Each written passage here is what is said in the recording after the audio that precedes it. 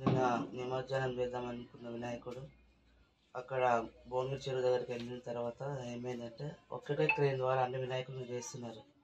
అయితే మేము అక్కడ మా నిమజ్జనం చేయడానికి దగ్గర 1 అవర్ వెయిట్ చేస్తున్నాం అక్కడే.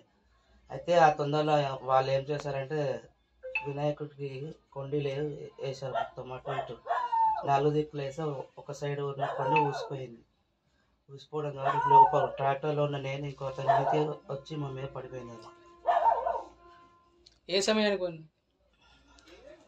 3-3:30 మధ్యలో పడింది. అంతే తర్వాత మా వాళ్ళు ఉంటే తీసుకెళ్ళామని హాస్పిటల్కి. నాకు తర్వాత ఏం గుర్తులేదు. అధికారులు